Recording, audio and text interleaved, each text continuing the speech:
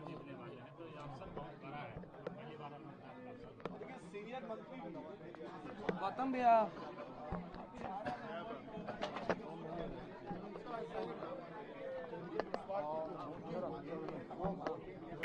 दादा पांचों सीट आप लोग जीत रहे हैं। हाँ लेकिन इधर तेजस्वी यादव वो भी दावा वो 10 हो, हम 5 सीट जीते 10 हो जीतेंगे।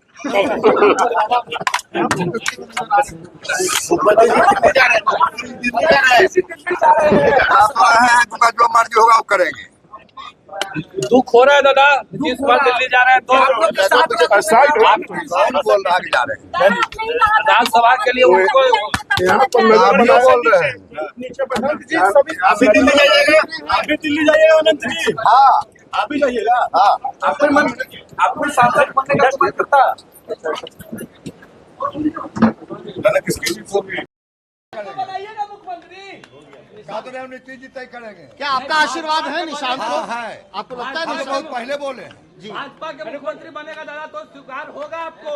सब शिकार है, जो करेंगे कुल आदमी हमारा शिकार है, शिकार है। बोले थे कि नीतीश कुमार नहीं रहेंगे तो हम भी कहा दिए कि नहीं रहेंगे तो हम करे नहीं लड़ेंगे इलेक्शन। अब नहीं रहेंगे नहीं रहेंगे तो नहीं रहेंगे अंतिम वो थमड़ा है, अब नहीं लड़ेंगे। दादा निशांत बच्चा लड़ेगा। निशांत और तेजस्वी में आपको कौन बढ़िया लगता है?